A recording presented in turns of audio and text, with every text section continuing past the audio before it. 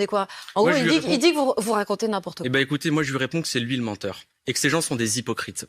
Parce qu'ils nous expliquent qu'il va y avoir un déficit absolument immense, que le système est en danger, et ce n'est pas le cas. Ce n'est pas vrai. C'est d'ailleurs le rapport sur lequel il s'appuie le dit. Malgré le vieillissement de la population, il n'y a pas de dynamique non contrôlée des dépenses des retraites. Ils agitent tout le monde en disant qu'il va y avoir 12 milliards de déficit. Mais 12 milliards sur quoi? 12 milliards sur plus de 330 milliards de dépenses des retraites chaque année. Et puis, enfin, quand ils disent qu'ils ne le font pas pour faire des économies, j'aimerais quand même vous donner ce document, qui est la page 9 de leur propre loi de finances, dans laquelle ils expliquent que s'ils font cette réforme des retraites, c'est pour faire des économies. Je continue de dire que ce sont des menteurs, particulièrement Bruno Le Maire, puisque le 1er juin 2022, il disait « Nous allons poursuivre la politique de baisse d'impôts et la politique de baisse de taxes. Pour ça, il faut être capable de l'autre côté d'engager des réformes structurelles. C'est l'objectif de la réforme des retraites. Ce sont des menteurs lorsqu'ils expliquent que le système serait en danger. Et je m'appuie sur le rapport sur lequel eux s'appuient pour le dire. Et ce sont des menteurs quand ils disent qu'ils ne le font pas pour faire des économies. Donc je renvoie à Olivier Véran, à leur propre déclaration, à leur propre loi. Ce sont eux les menteurs et les hypocrites. Oui, alors il dit aussi, ce rapport du corps, qu'à un moment donné, il va falloir quand même s'attaquer à la question, non? Et que si on ne le fait pas aujourd'hui,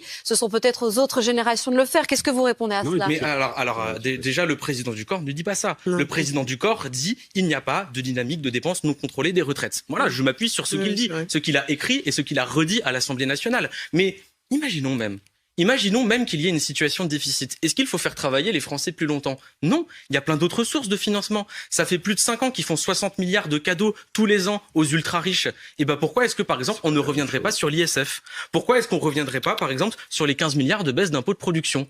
Donc nous, on a des propositions. On a des propositions. Pour commencer, j'aimerais quand même souligner que ce qu'on est en train de vivre est grave. On est en train d'expliquer qu'on a un président de la République qui a décidé à peu près tout seul qu'il allait gouverner contre son peuple. Et que puisqu'il n'a pas sa réélection à jouer, alors il va pouvoir passer en force. C'est une donnée à prendre en compte, mais pour commencer, ça témoigne quand même du fait que la 5e République est malade. Oui, Ensuite, sur le fait qu'il retire son projet, je crois qu'il retirera son projet. Parce que la mobilisation va s'amplifier, parce que j'espère la jeunesse sortira dans la rue, et parce qu'à l'Assemblée nationale, on ne va pas les lâcher. On ira jusqu'au bout. Mais lorsque vous dites on a un président de la République qui a décidé qu'il allait gouverner seul contre son peuple, est-ce que vous n'êtes pas un peu dans la caricature là? Mais attendez, non, vous avez une majorité de Français qui sont contre ce projet. Enfin, qui dirige dans ce pays? Est-ce que c'est les gens qui votent? Est-ce que c'est le peuple français? Ou est-ce que c'est un président de la République tout seul dans sa chambre à l'Élysée? Il avait annoncé la couleur, il n'a jamais menti sur ses intentions. Cette réforme faisait partie de son programme. Voilà. Et d'ailleurs, le jour où il a été élu, il a fait un tweet et une déclaration en expliquant « J'ai bien conscience que j'ai été élu contre Madame Le Pen, que beaucoup ont voté pour moi, pas parce qu'ils étaient d'accord avec mon projet, et que donc que je le prendrai en compte. » Il avait aussi expliqué qu'il était ouvert à un référendum sur la question. Où elles sont ces belles déclarations? Où elles sont ces promesses?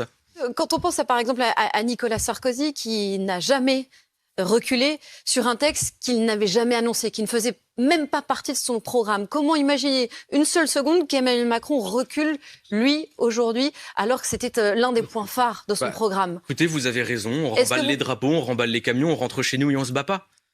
Mais c'est ça le message qu'il faut envoyer aux gens. Non, mais c'est une question que je sais bien que une grève c'est pas agréable. Les mois qu'on va vivre ne sont pas agréables, mais on n'a pas le choix parce que la démocratie est bafouée, parce que c'est le seul recours qui nous reste pour pouvoir encore faire entendre nos idées. Et surtout, ce qui m'inquiète, c'est que s'il réussit à faire passer cette réforme des retraites, imaginez ce qu'il est capable de faire passer après.